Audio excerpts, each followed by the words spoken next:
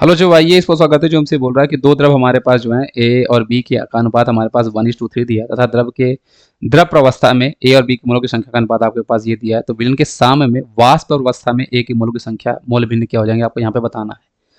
तो जैसे हमारे पास जब वाष्प अवस्था में बच्चों जब आपको निकालना होता है तो आपके पास हमारे पास होता है बच्चों पी ए डिवाइड बाय आपके पास पी टोटल आपके पास ऐसा हमारे पास फॉर्मूला होता है ना। ये आपके पास वाष्प दाब होता है मतलब आंशिक दाब बोल सकते हो। और ये आपके पास टोटल ये आपके पास हो जाएगा पी स्टैंडर्ड ऑफ ए और ये आपके पास हो जाएगा हमारे पास मोल प्रभास डिवाइड बाय आपके पास बच्चों ये पी टोटल आपके पास हो जाएगा पी ए, फिर आपके पास होगा हमारे पास एक्स ए प्लस आपके पास हमारे पास होगा पी बी और आपके पास हमारे पास हो जाएगा एक्स बी। तो ये आपके पास है बच्चों। तो इस क्वेश्चन को अगर आपको सॉल्व करना है बच्चों तो इसी में आप यहाँ पे चाहो तो सिंप्लीफाई करके इस क्वेश्चन को आप बच्चों यहाँ पे सॉल्व कर सकते हो, है ना। अदरवाइज आपके पास और भी मेथड होते हैं। अब इसको देखो सॉल्व कैसे करते हैं हम लोग इस क्वेश्चन को। अब देखो आपको फॉर्मूला तो याद होना चाहिए। अगर आपको फॉर्मूला नहीं याद होगा बच्चों तो आप क्वेश्चन को नहीं सॉल्व कर पाओगे। जैसे आपको फॉर्मूला याद था तो आपने फॉर्मूला लिख लिया। अब आप यहाँ पे सोचो, अब तो आपको बेसिक मैथ सॉल्व करना है बच्चों। मैं यहाँ पे क्या कर सकता हूँ बच्चों, यहाँ पे मैं पी स्टैंडर्ड ए आपके पास यहाँ पे एक्स ए है।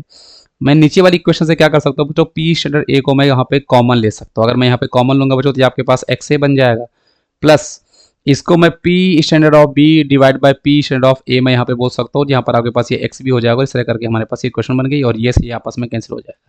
अब आप इसको सिंप्लीफाई कर सॉल्व करो। एक्स से कैसे निकालते देखो, उसने द्रव अवस्था में हमें बच्चों मोलों का अनुपात आपके पास यहाँ पे उसने ए और बी का आपको यहाँ पे इजीली उसने दे ही रखा है। तो अगर आपको यहाँ पे मोल फ्रैक्शन ऑफ अगर आपको ये निकालना है तो नंबर ऑफ मोल्स ऑफ ए का 1 हो जाएगा, टोटल आपके पास 3 हो जाए 4 हो जाएगा, 3 और 1 तो ये 1/4 हो जाएगा।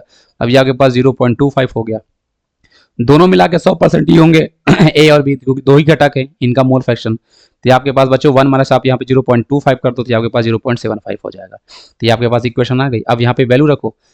अब आपके पास ये जो रेशियो है आप देख सकते हो यहाँ पे उसने हम शुद्ध और इसका अनुपात हमारे पास जो है बच्चों आपके पास पी स्टैंडर्ड ऑफ ए जो आपके पास था और पी स्टैंडर्ड ऑफ बी का जो आपके पास अनुपात था बच्चों, मतलब ये आपके पास जो शुद्ध का वो 1:3 आपके पास दिया ही था।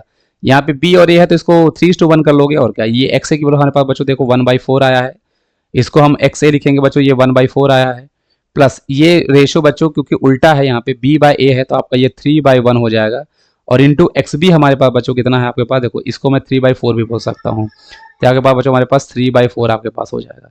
आप सिंप्लीफाई करके इसको सॉल्व करूंगा तो ये 1/4 है। नीचे में सॉल्व करूंगा बच्चों देखो ये आपके पास 10/4 आपके पास बनने वाला है, 4 से 4 आपका कैंसिल हो जाएगा, ये सॉल्व हो गया आपके पास 0.1 हो जाएगा। तो आई होप बच्चों आपको ये डीपीपी समझ में आ रही होगी और इसके क्वेश्चन आपको समझ में आ रहे होंगे और आपकी प्रैक्टिस बच्चों अच्छी हो रही होगी। जितनी आप प्रैक्टिस करोगे बच्चों उतना आपके लिए बढ़िया होगा। Thank you.